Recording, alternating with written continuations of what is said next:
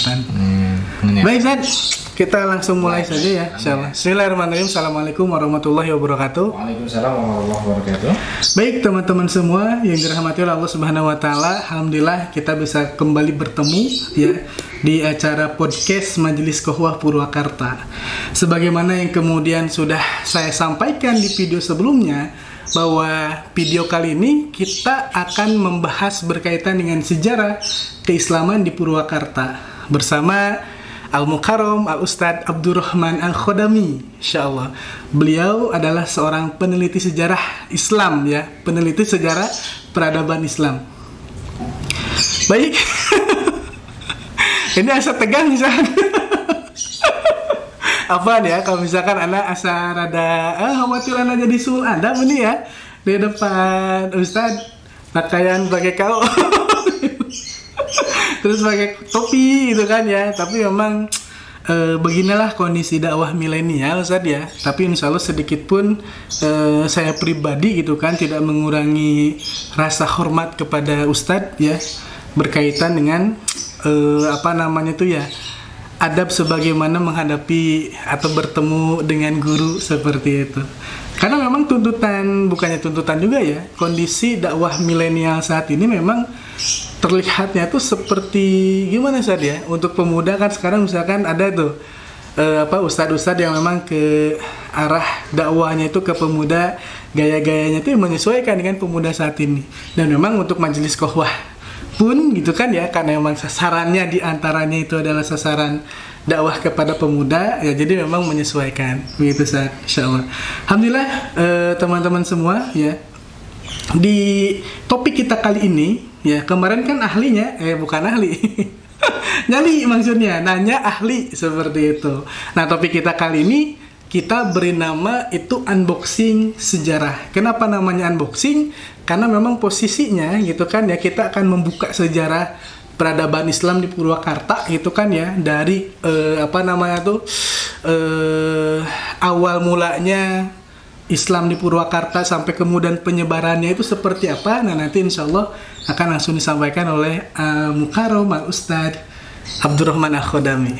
Insya Allah Ustadz nggak usah panjang kali lebar Ustadz ya, kita langsung saja Ustadz. Mama Ustadz. Baik, terima kasih ya Kang Budi. Alhamdulillah kita semua bisa bertemu di situasi seperti ini, meskipun dalam kondisi wabah ya, tentu ya, obrolan bermanfaat tetap harus berjalan. Masya Allah, betul Ustaz, sepakat saya itu. Kondisi ini tidak harus dikeluhkan misalnya, tapi kita optimalkan apa yang bisa kita lakukan saat ini. Masya Allah. Dalam hal ini tadi saya disebut sebagai peneliti sejarah gitu ya. Iya, Ustaz. Sedikit klarifikasi lah sedikit. Jikalau orang saya yang senang dengan tema-tema sejarah, kemudian mempelajarinya dan mengkajinya, kemudian rada-rada mendalam lah begitu. Jika sebagai peneliti ya mungkin silakan saja disebut peneliti sejarah. Gitu. Masya Allah. Karena memang secara latar belakang sih ya bukan jurusan sejarah juga. Ya yang jelas memang saya senang ya dengan tema-tema sejarah. Ya alhamdulillah hari ini saya diminta untuk sedikit ya, mungkin sedikit lah, tidak bisa banyak-banyak ya, dan yang tahu juga hanya sedikit terkait bagaimana sih sejarah Islam di Purwakarta gitu. Ya betul Ustaz. Jadi sejarah, kalau kita berbicara tentang sejarah Islam di Purwakarta, berarti kita tidak bisa melepaskan sejarah Islam di Tatar Sunda secara umum ya, ataupun Karawang dan Subang, baru kita ke Purwakarta. Ini yang dipahami ya. Betul. Purwakarta itu baru ya. Iya. Karena memang posisinya belum ada Purwakarta. Iya, betul. Dulu Purwakarta itu masuk kepada wilayah Karawang. Di Karawang itu dulu sebetulnya mencakup apa yang hari ini disebut Karawang, ya Subang, Purwakarta itu masuk gitu. Tiga ya, berarti ya tiga kota. Ada yang bilang katanya juga Bekasi juga katanya. Cuman secara umum ya Purwakarta itu dulu masuk pada bagian Karawang. Ya. Nah, Jadi berbicara tentang sejarah Islam di Purwakarta itu tidak bisa lepas dari sejarah Islam Karawang, ya, kemudian juga sejarah Islam Subang. Masya Allah. Baru nanti kita masuk Purwakarta. Gitu. Jadi ini edisi borongan saja. Tidak. Kita hanya fokus pada yang di Purwakarta. Oke, siap. Di sesi berikutnya mungkin bisa saja. Jadi siap. artinya begini, bagaimana Islam kemudian sampai ke Purwakarta misalnya, berarti kita bisa mencari literatur, bisa mencari kemudian bagaimana Purwakarta, Subang dan Karawang ini dulu ya ketika awal mula Islamisasi. Catatan yang paling tua memang ya wilayah yang kini disebut dengan Purwakarta itu dulu masuk pada wilayahnya Sumedang Larang. Sumedang Larang saja. Ya, sebetulnya begitu. Ya, jadi Sumedang Larang itu ya, sampai juga gitu apa yang disebut kita hari ini sampai ke perbatasan Subang, Purwakarta bahkan termasuk Karawang. Gitu. Itu satu yang harus kita pahami ya. Jadi ada hubungan dekat antara kita dengan orang-orang Sumedang misalnya. Masya Allah. Tapi lebih daripada itu, kalau dari aspek datangnya Islam justru Purwakarta ini dekat dengan seorang tokoh ya yang makamnya hari ini ada di Sagalaherang Subang.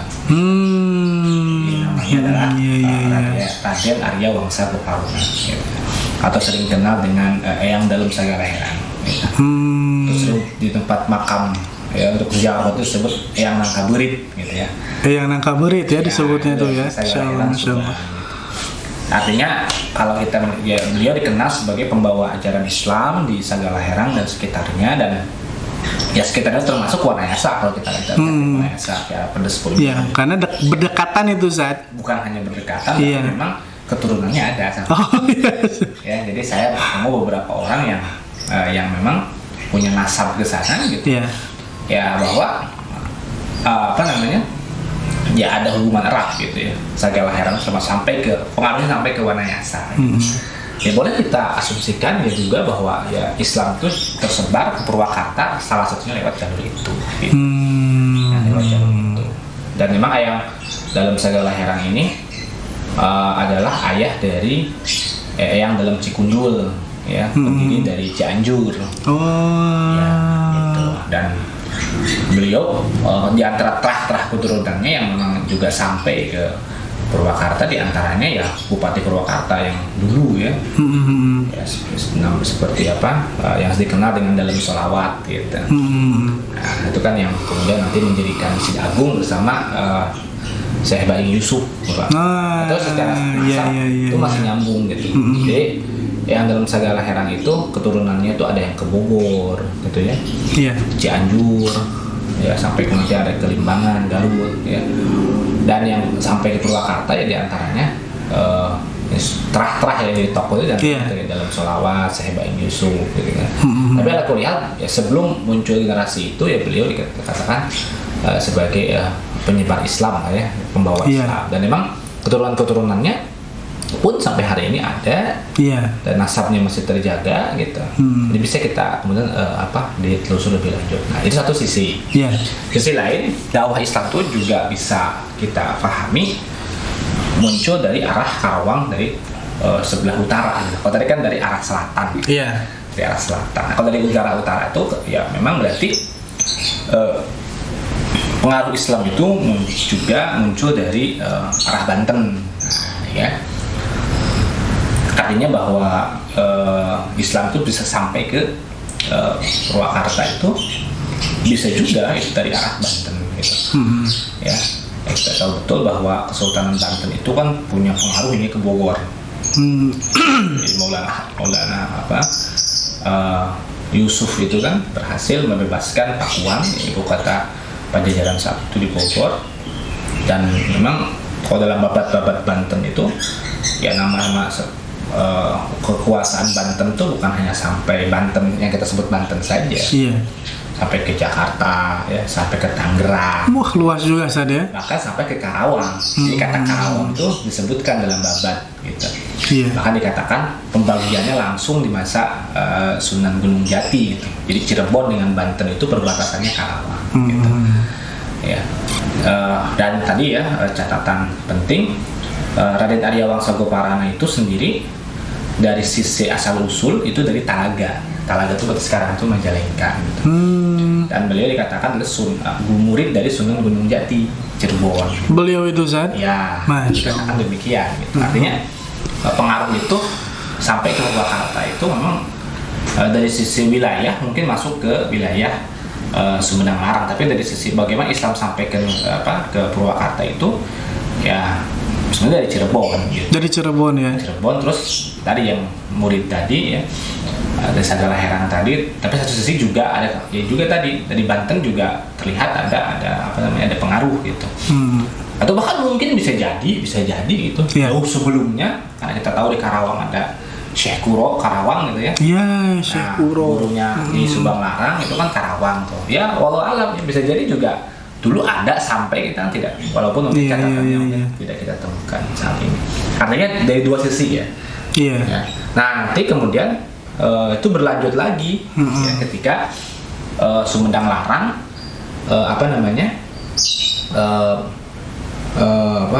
tunduk kepada Mataram Islam ya, pada masa Sultan Agung ya.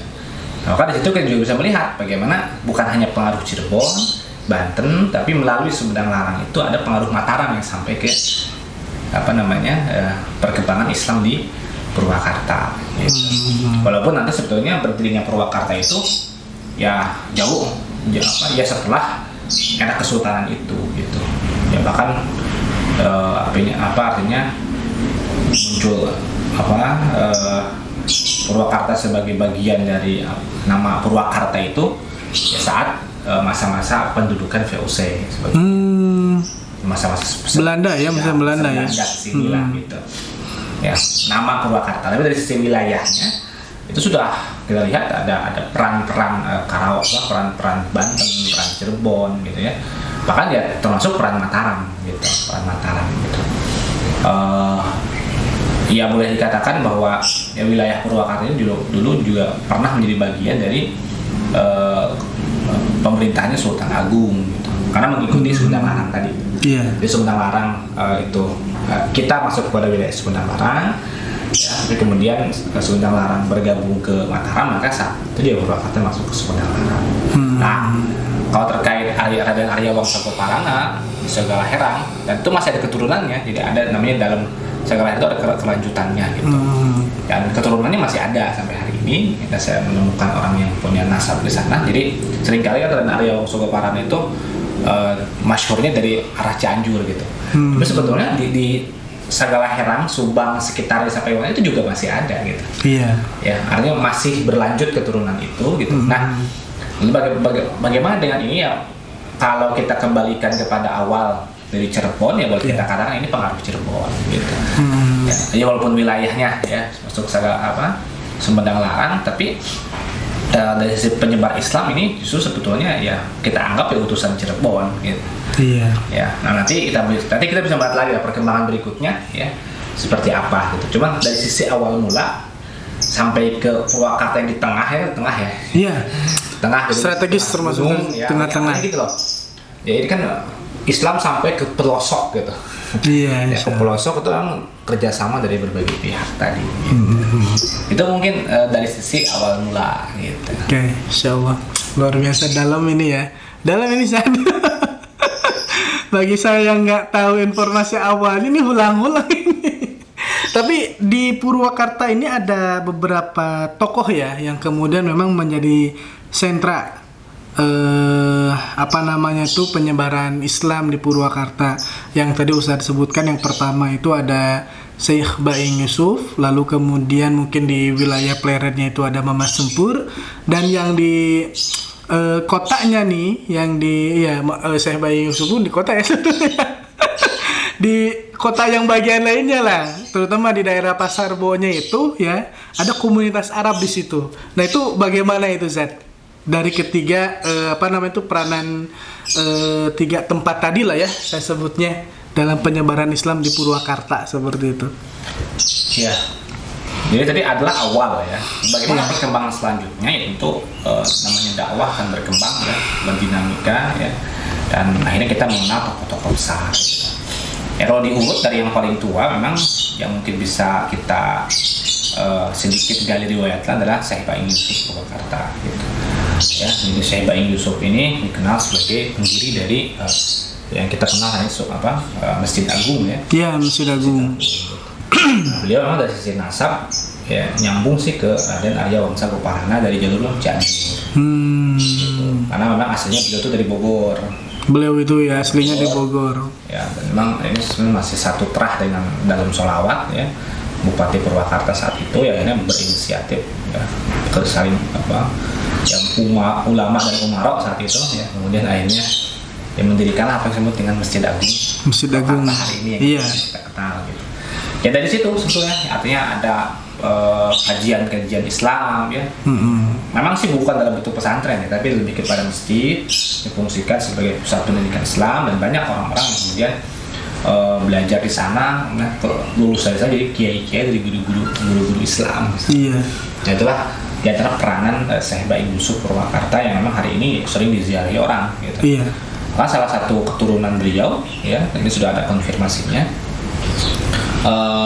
Jadi salah satu keturunan di mana yang terah kesekian lah gitu ya. Iya. Ya, salah satunya yang masih hari ini selain di daerah Kauman itu, artinya selain keturunan yang ada di Kaum yang sampai hari ini masih terus berkiprah dalam dakwah Islam di Purwakarta. Ya salah satunya adalah juga yang kemudian melanjut kiprah dakwah Islam ini cukup besar pengaruhnya adalah di Selaawi Pasawahan. Gitu. Oh, Selaawi di ya. Selaawi itu ada pesantren namanya Riyadul I'rab wal Irfan ya, hari ini dipimpin oleh Al-Mukarram ya. Kiai Haji Ahmad Sanusi Selaawi misalnya. Nah, dikatakan bahwa beliau ya, memiliki nasab ya ke Syekh Baing Yusuf itu. Ya, artinya perjuangan belum ya, perjuangan itu dilanjut gitu. Dilanjut berarti ya. Dilanjut bahwa semakin berlanjut artinya kita boleh katakan asar ya, peninggalan dari Syekh Baing Yusuf di antaranya ya pesantren Selaawi gitu. Masya Allah. Jadi Kiai Haji Ahmad Sanusi itu punya orang tua namanya Kiai Haji Abdul Hamid. Nah, beliau itu disebutkan punya nasab. Ya, jadi seluruh mutakhorijin alumni Selaawi itu boleh kita katakan terah alumni dari ilmu keluarga besar yang barokah ini. Masya Allah. Selain memang keluarga yang di Kaum itu satu ya. Iya. Ada juga tadi Mama Sempur ya, disebut dengan Syekh Ahmad Bakri bin Saida ya, bin Arsyad ya. Al-Bantah, As-Sampuri Al-Bantah, terkenal dengan nama Sempur Pleret. Nah, ini yang saya maksud tadi. Kalau tadi itu dari arah Cianjuran, Bogor, Cianjur, kesananya ke Raden Arya Wangsa Goparana, ya, dan posisinya seperti itu. Nah, ada juga pengaruh dari Banten, gitu. Jadi Syekh Ahmad Bakri Sempur ini secara terah itu keturunan Kesultanan Banten. Iya. Bahkan kakek beliau tadi ya. Tubagus Arsyad itu adalah Qadi Kesultanan Banten. Masya Allah. Ya, nah perannya sangat besar. Gitu. Artinya beliau sebagai Tubagus ya, yang menunjukkan beliau terah dari Kesultanan Banten itu, yang berkiprah besar dalam pendidikan Islam ya di era setelah era Baing Yusuf itu. Ya bahkan boleh saya katakan bahwa aktivitas pendirian pesantren-pesantren itu boleh dikatakan ya sebagian besar di Purwakarta itu yang didominasi oleh murid-murid dari Mama Sempur tersebut. Gitu. Jadi kalau bahasa Baing Yusuf itu belum ada tradisi pesantrenan seperti itu. Itu dan bisa dilihat ya banyak pesantren tua besar itu ya kalau dirunut sana itu sampai ke Mama Sempur Purwakarta. Gitu. Ya kita boleh sebutlah misalnya di kota saja ada pesantren Al-Islah misalnya. Iya, Islah. Kiai Haji Ahmad Dimyati gitu ya. Itu murid dari Mama Sempur gitu. Di Ciganea misalnya ada Kiai Haji Idris Khudori ya, atau dikenal dengan Adis Ciganea, itu juga murid dari Mama Sempur. Ya. Di Wanayasa misalnya ada Kiai Haji Izzuddin, dikenal dengan Ama Ijud, ya. Iya. Cipulus itu juga murid dari Mama Sempur. Termasuk Mama Abdul Hamid di Selaawi itu, selain memang terah dari Syekh Ibrahim Yusuf, dia juga ada murid dari Mama Sempur. Mama Sempur juga. Wah, Insya Allah. Dan bahkan sampai ke Karawang. Di Karawang itu ada guru ya di Karawang ya, dikenal dengan Mama Obay Karawang ya. Jadi kayak Haji Hasan Basri itu masih murid Mama Sempur bahkan di sampai Purwakarta ke Bekasi, ya. Ya, ke Bekasi itu ada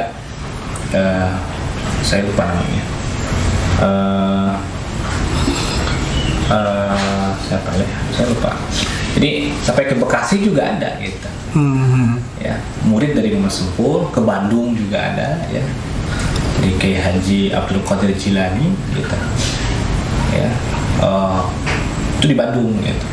Jadi ya luar biasa gitu, artinya beliau banyak murid-muridnya, itu yang punya pesantren besar ya, belum yang murid-murid yang lain gitu ya, baik yang punya pesantren atau tidak gitu. Artinya kita katakan bahwa ya, Purwakarta itu yang mendapatkan limpahan ilmu dari jalur ini, dari sanad ini. Jadi, selain yang beliau Qadi Kesultanan Banten, turunan dari orang luar biasa, ya, bahkan beliau juga kan sudah alumni dari jaringan Haromain ya, jadi Mekah Madinah gitu. Oh, ya, Mama Sempur itu ya. Beliau tuh nanti nyambung ke Gentur, Mama Gentur Cianjur, nyambung ke Mbah Khalil Bangkalan, bahkan sanad itu sampai ke Senawi Banten gitu ya. Bahkan dari jalur itu tuh sampai ke Syekh Arsyad Banjar, bahkan ke Syekh Abdul Somad Palembang gitu ya.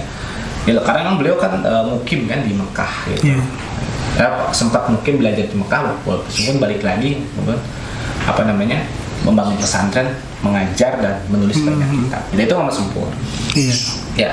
Nah, berikutnya di masa berikutnya ternyata dakwahnya Syekh Ibrahim Yusuf, dakwahnya Mama Sempur itu ditambah lagi ya dengan kedatangan Bani Alawiyin Hadramiyin.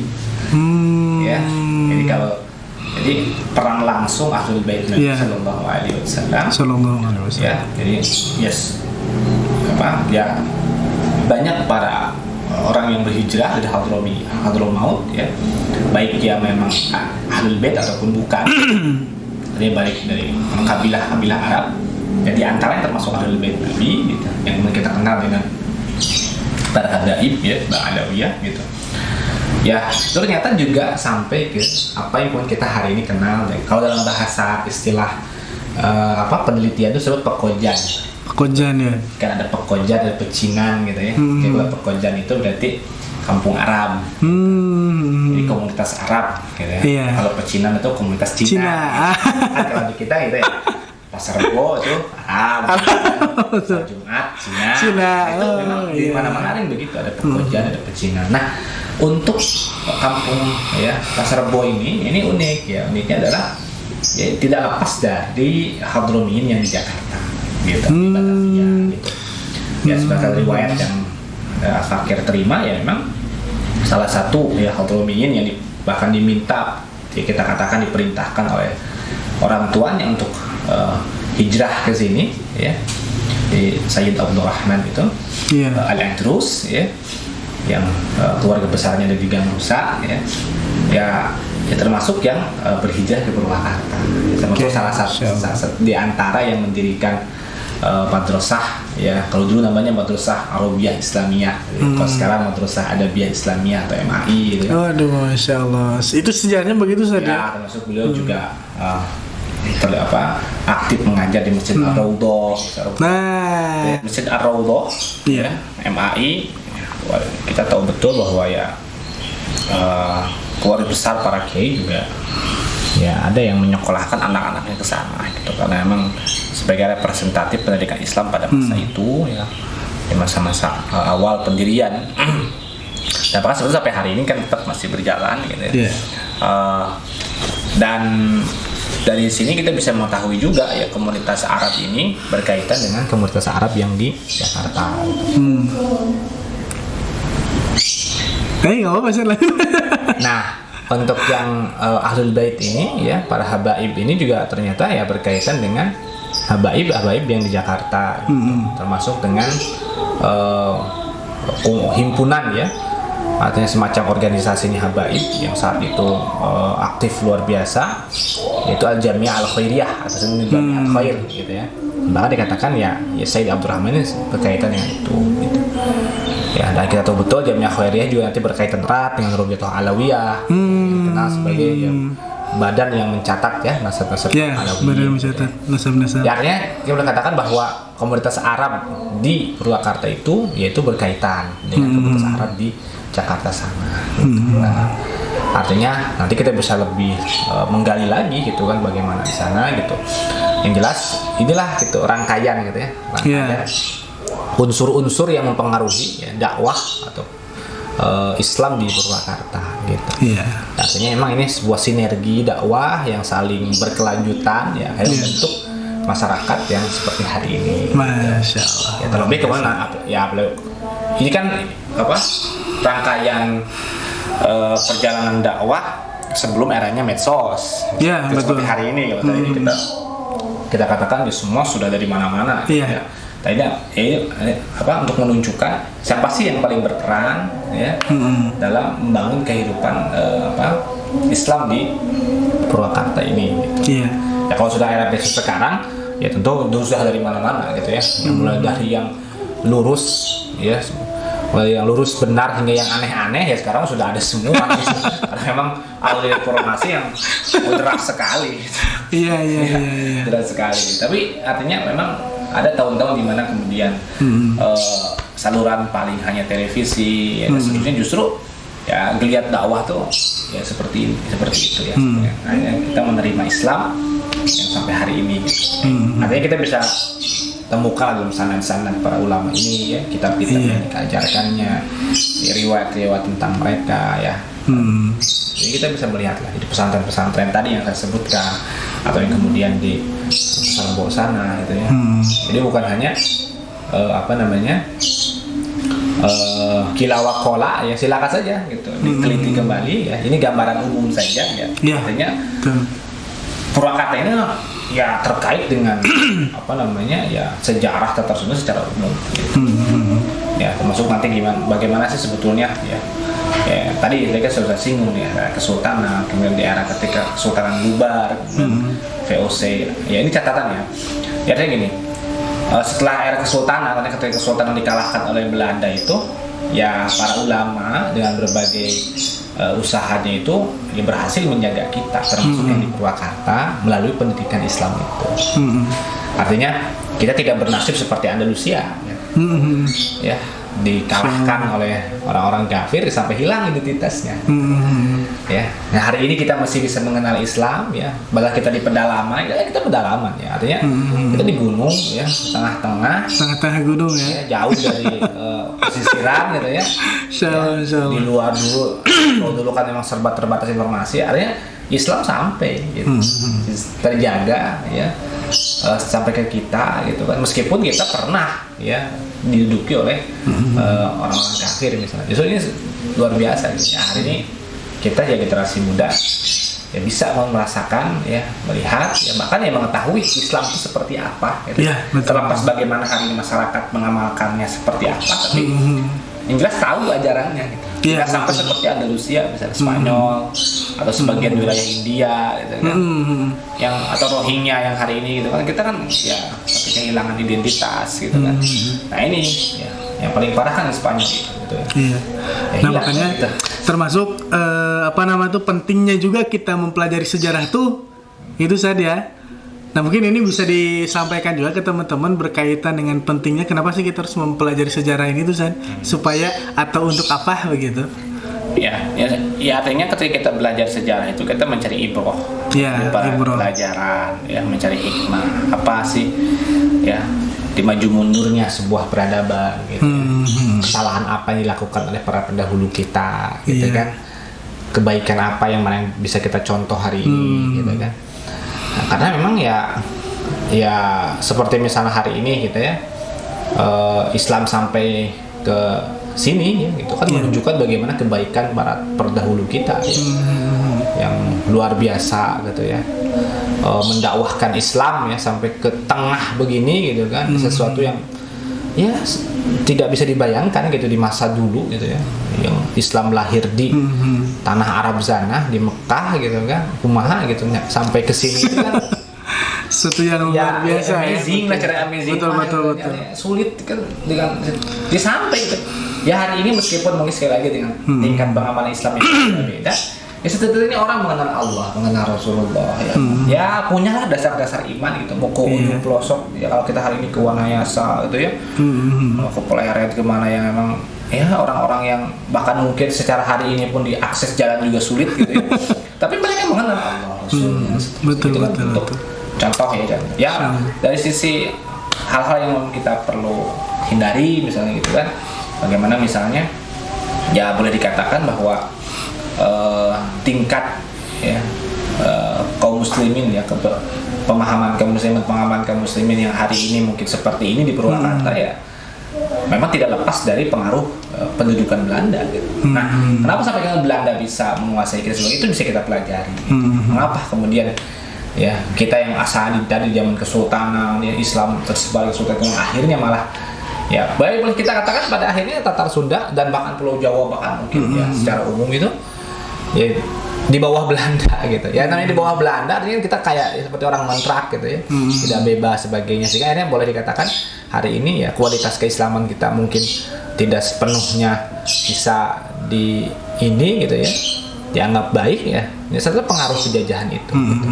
Baik penjajahan langsung secara fisik ataupun memang lewat pemikiran gitu.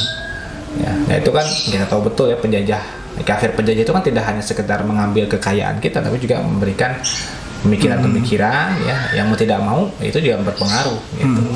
Nah, ya alhamdulillah artinya kita bisa belajar bahwa kenapa dulu kok ya beberapa leluhur kita ada yang kemudian tunduk sebetulnya, itu kita bisa pelajari. Gitu. Oke, siap.